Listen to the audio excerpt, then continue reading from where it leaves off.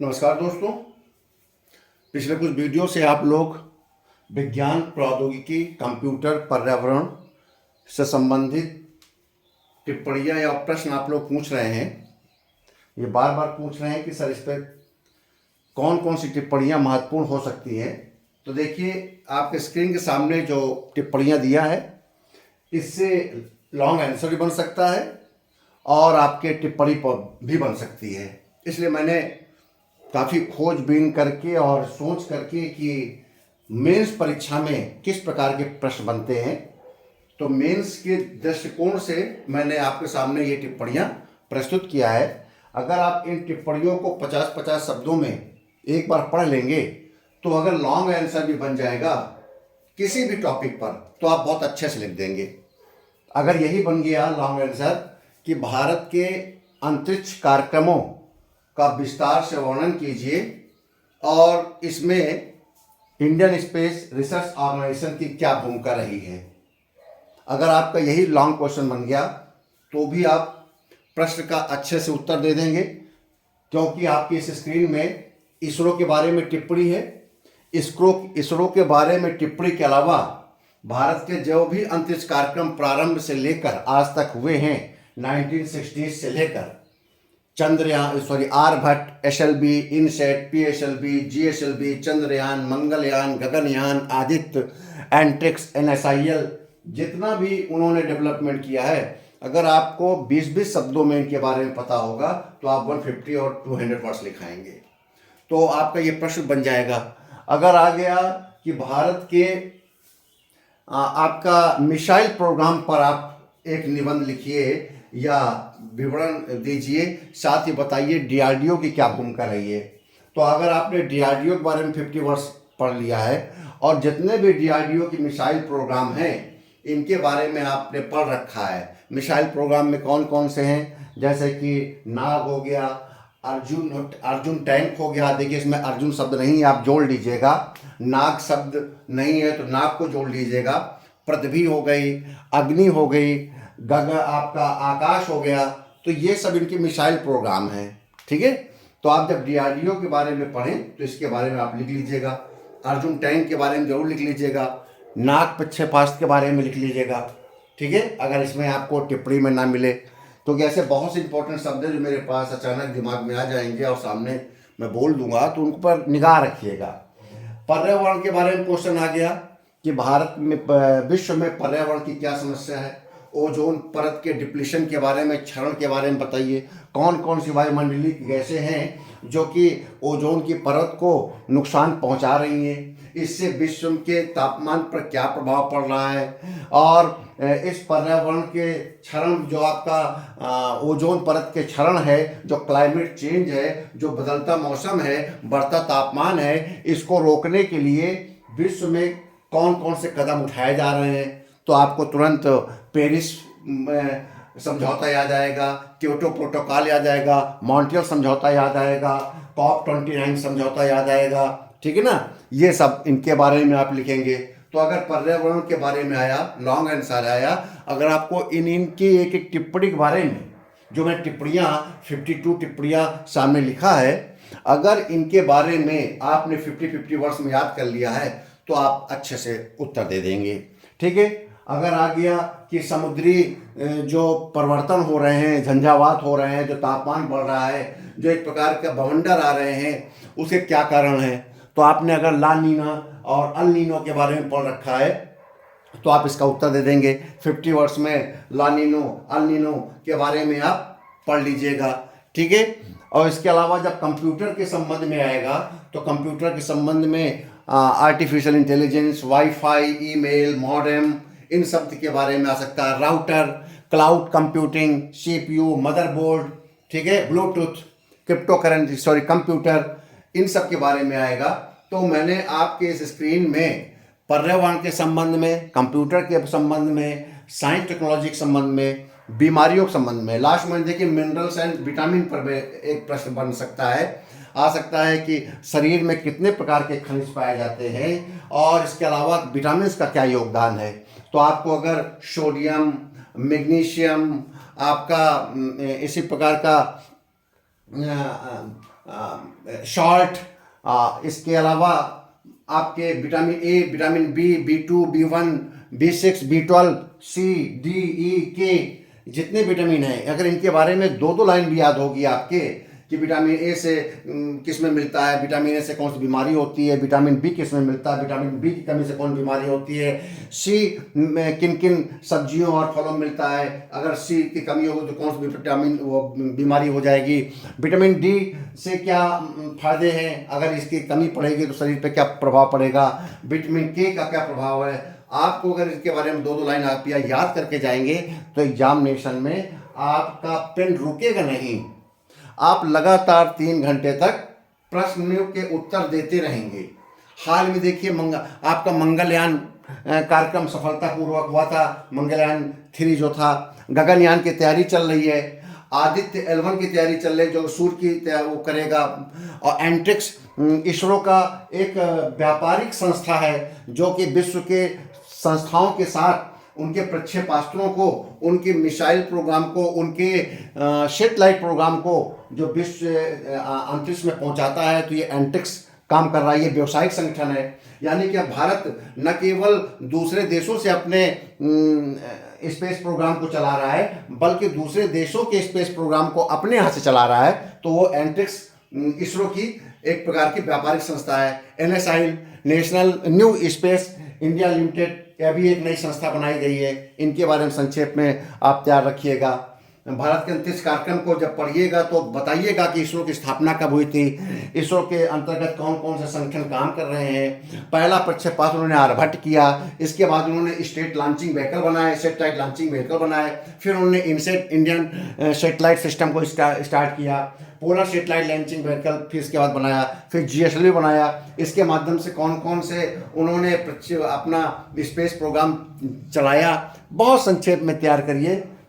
चंद्रयान, मंगलयान के बारे में 50-50 वर्ड्स में, क्योंकि ये परीक्षा में आपसे विशेषज्ञता नहीं मांगता है। उसे पता है कि आप एक गवर्नमेंट सर्वेंट हैं, उसे पता है कि आपके पास 10 साल की शासकीय सेवा का अनुभव है, कम से कम 7 से 10 साल के बीच में। उसे पता है कि आप 35-40 के बीच के अभ्यर्थी हैं। वो नहीं चाहता है कि आप बिल्कुल से विशेषज्ञ बन के आए, लेकिन ये वो टॉपिक हैं जो वो अपेक्षा करता है कि आप डेली पेपर में पढ़ते हैं, डेली आप इनसे गुजर रहे हैं, डेली आप समाचार पत्रों में इनकी निगाह जा रही है, तो आप इनको अच्छे से पढ़ लें। 20 वर्ड्स में पढ़ लें।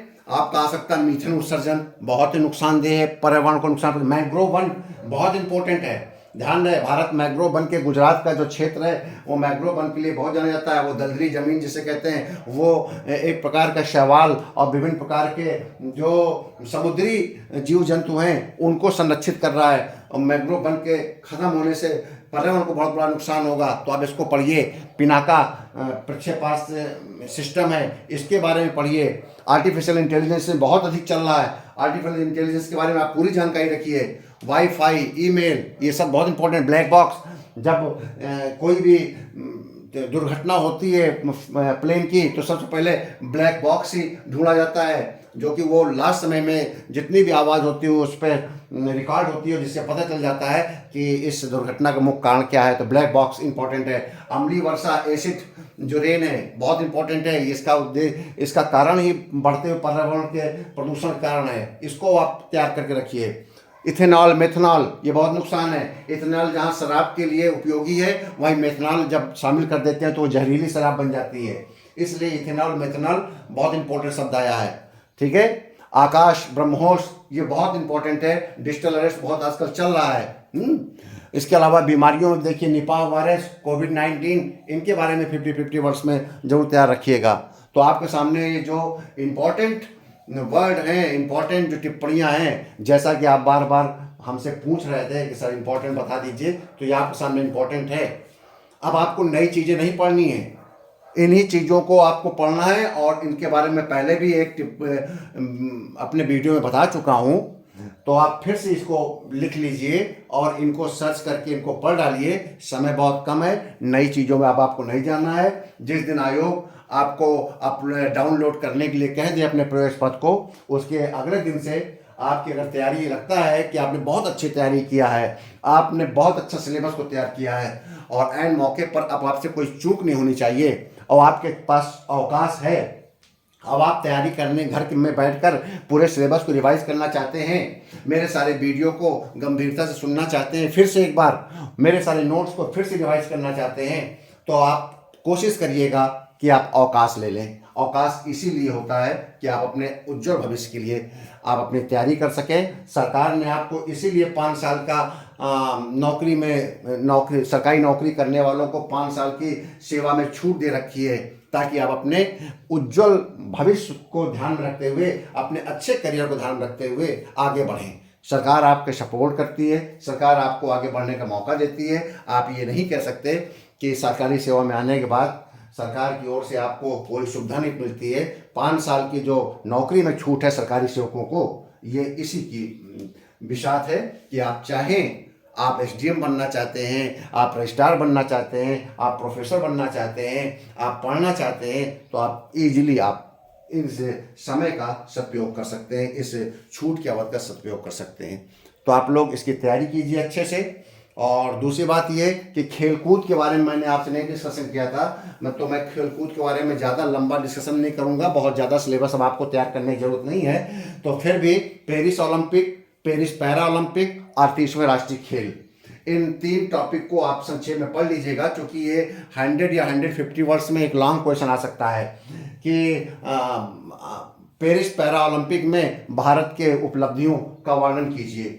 तो आपको कितने मेडल मिले हैं, उनमें से कौन कौन महत्वपूर्ण खिलाड़ी हैं, किस किस क्षेत्र में मेडल मिला है, क्या उसकी उपलब्धियां रही हैं, आपको 125 वर्ड्स में लिखना पड़ेगा। कहाँ पर हुआ है, उसका क्या कहते हैं कि शुभांकर क्या था, तो ये सब चीज़ों के बारे में, कौन उस पर पैरा ओलंपिक में कौन देश पहला आया है, कौन दूसरा है, कौन तीसरा आया, भारत का स्थान कहाँ है, ऐसे ही पेरिस ओलंपिक के बारे में, तो इस पर ध्यान रखिएगा। 38वें राष्ट्रीय खेल के बारे में लिखिएगा, जो उत्तराखंड में बिहार में आयोजित हुआ है। इसकी संभावना मुझे कम लग रही है, क्योंकि ये फरवरी में हुआ था और पहले ये डेट हमारी परीक्षा की फरवरी निर्धारित की गई थी। अगर प्रश्न पत्र तैयार हो गया होगा तो मोस्ट प्रॉब्ली जनवरी तक की सूचनाएं ही आपके पेपर में आएंगी।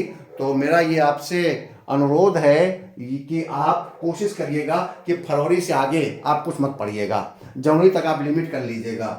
जनवरी तक में जो भी घटनाएं हुई हैं, चाहे वो पर्सनालिटी हो, चाहे वो स्थान हो, चाहे वो अवार्ड हो, चाहे वो कोई कार्यक्रम हो, इनको आप जनवरी तक का जो तैयार करिएगा।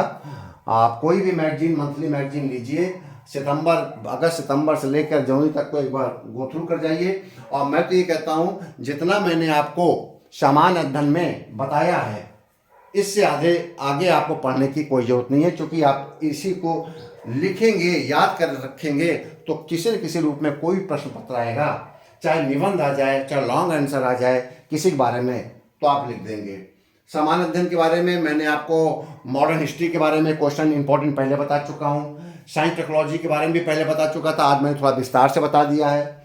इसके अलावा मैंने इकोनॉमिक्स के भी आपको टिप्पणियों और लॉन्ग आंसर लगभग बता दिया है। और आपके पर्यावरण के बारे में निबंध भी बताए हैं, पर्यावरण सारे क्वेश्चन बताए हैं। जनसंख्या के बारे में बता चुका हूँ, जनसंख्या विस्फोट के कारण, जनसंख्या की समस्या, अधिसंख्य जनसंख्या क्या है। आपको मैंने मॉडल पेपर भी दे रखा है, उसको आपने लिखा कि नहीं लिखा मुझे नहीं पता, अगर नहीं लिख रहे होंगे तो परीक्षा में दिक्कत आएगी आपको, ठीक है। इसके अलावा मैंने आपको जो 10 मार्क्स के आते हैं, 5 मार्क्स के आते हैं, लेखक और पुस्तकें, एब्रिविएशन, चर्चित व्यक्तित्व, इनके बारे में, जोग्राफिकल प्लेस, आपके जैसे मिडनाइट सन, राइजिंग सन, ये कौन से देश हैं, इनके बारे में, स्काई स्क्रैपर्स सिटी, तो ऐसे मैंने जियोग्राफिकल जो प्लेसेस हैं उनके बारे में भी चर्चा कर रखी है, बता रखा है। इस बुक्स एंड राइटर को बता रखा है। अब इसके अलावा पेपर में साइंस टेक्नोलॉजी में कौन कौन से क्वेश्चन बनते हैं, ये सामने आपको मैंने दिया है। मॉडर्न, इसके अलावा इंडियन पॉलिटी एंड कॉन्स्टिट्यूशन में मेरे बहुत बम्पर वीडियोस आपके पास हैं, उनको तैयार कर रखिए। निबंध के बारे में मैंने एक बार चर्चा कर रखी है, आप मेरे वीडियो में जाइए, जो नए अभ्यर्थी है, नए मेरे श्रोता हैं, वो समझ लें। मेरे वीडियो में जाएंगे, आप मेरे चैनल में जाकर देखिए तो सारे के सारे निबंध आपको मिलेंगे। एक निबंध रह गया है, इंडिया विकसित भारत @ 2047 का विकसित भारत, नवयुवक क्या अपेक्षा करते हैं विकसित भारत से, उसके बारे में हम आपसे चर्चा करेंगे। विकसित भारत का उद्देश्य क्या है, उसका मिशन क्या है, उसका विजन क्या है, भारत ने किन किन क्षेत्रों में कितना विकास किया, भारत आगे कहाँ कहाँ विकास करना चाहता है, भारत में क्या क्या हमें अपेक्षाएं हैं 2047 तक, भारत विश्व के किन किन क्षेत्रों में पिछड़ा हुआ है, उनमें क्या क्या हमसे अपेक्षाएं हैं। इन सब चीज़ों के बारे में आप 2047 के को संकल्पना को दिमाग में रखते हुए उसके बारे में आप लिख सकते हैं। तो खेलकूद के बारे में भी आपसे चर्चा हो गई है। अब बताइए कौन सा ऐसा विषय बच रहा है जहां पर हम लोगों ने सामान्य अध्ययन में चर्चा ना किया हो। मॉडर्न हिस्ट्री हो गया, इंडियन पॉलिटी हो गया, निबंध में एक निबंध और ध्यान रखिएगा, भारत में पंचायती राज, वो चाहे आपके सामान्य अध्ययन में आ जाए और चाहे आपके निबंध में आ जाए और ये चाहे आपके पॉलिटी में आ जाए, आप ध्यान रखिएगा।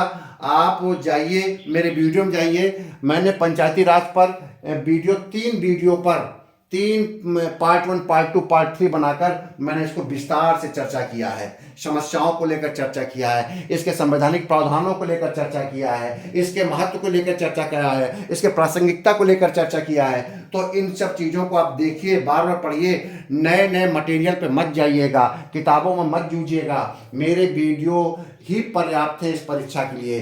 अब चूंकि लास्ट के 10 दिन बचे हैं, अगर आप किताबों में खोए, विभिन्न जगहों पर स्रोतों को ढूंढा, तो आप ना तो मेरा मटेरियल लिख पाएंगे ना अपना मटेरियल लिख पाएंगे। किताब का तो मटेरियल आप कभी ज़िंदगी में लिख ही नहीं सकते हैं, क्योंकि किताब ट्रांसलेटेड होती है, वो हिंदी को अंग्रेजी में, अंग्रेजी को हिंदी में ट्रांसलेट करता है। आपको शब्द नहीं समझ में आएगा कि इसका मतलब क्या निकल रहा है, ठीक है। वो लिख देगा संधारण विकास, वो लिख देगा आपका सतत विकास, अब समझे में नहीं आएगा क्या है संधारण विकास और क्या है सतत विकास, क्या है इंक्लूसिव ग्रोथ, क्या है सस्टेनेबल ग्रोथ, क्या है सस्टेनेबल डेवलपमेंट, क्या है आपका इंक्लूसिव डेवलपमेंट। इन सब शब्दों का इतना क्लिष्ट सब ट्रांसलेटेड मटेरियल होता है किताबों में। कोई प्रोफेसर और कोई लेक्चरर, कोई एक अच्छा अध्यापक अपनी भाषा में नहीं लिखता है, किसी के पास समय नहीं है, ठीक है। उठाकर ट्रांसलेट करते हैं और ट्रांसलेट वही विशुद्ध हिंदी आता है जिससे अभ्यर्थी को पढ़ने और समझने में दिक्कत होती है। तो आप इन सब चीज़ों को जाइए, अच्छे से पढ़िए, परीक्षा बहुत नज़दीक है, अब आपकी चूक नहीं होनी चाहिए। अब आप अपने मटेरियल को सेंट्रलाइज कर लीजिए, ठीक है। अगले लेक्चर में मैं बात करूंगा आपसे फाइनेंस के पेपर में, फाइनेंस के पेपर में कौन कौन से इंपॉर्टेंट टॉपिक है और कैसे कैसे अब आपको पढ़ लेना है जिससे कि आपको फाइनेंस तैयार कर लिया जाए। फिर उसके बाद एक मैं वीडियो बनाऊंगा आपको हिंदी को लेकर, जिसमें क्या क्या इंपॉर्टेंट है। तो अब केवल ये रिवीजन वाला चल रहा है, आपको केवल तैयार करने के लिए, जागरूक बनाने के लिए चल रहा है कि आपको किस प्रकार से आप जागरूक हो जाना है, अटेंटिव हो जाना है। अगर अवकाश मिल सकता है तो कल के बाद जिस दिन आपको अपलोड करने की, डाउनलोड करने की सुविधा दे दे लोक सेवा आयोग अपने प्रवेश पत्र को, उसके अगले दिन आप छुट्टी चले जाइए, ठीक है। तो जब तक डाउनलोड की सुविधा नहीं दे रहा है, जब तक ये निश्चित नहीं हो जा रहा है कि परीक्षा का 27-28 अप्रैल को हो रही है कि नहीं हो रही है, ये उसी दिन पता चलेगा जिस दिन नोटिस आएगी कि आप लोक सेवा आयोग से डाउनलोड कर लीजिए, और ये इसी सप्ताह में आ जाएगा। सोमवार मंगल से लोक सेवा आयोग खुलेगा, मंगल बुध बृहस्पति के अंदर आपको सूचना मिल जाएगी। बहुत बहुत धन्यवाद।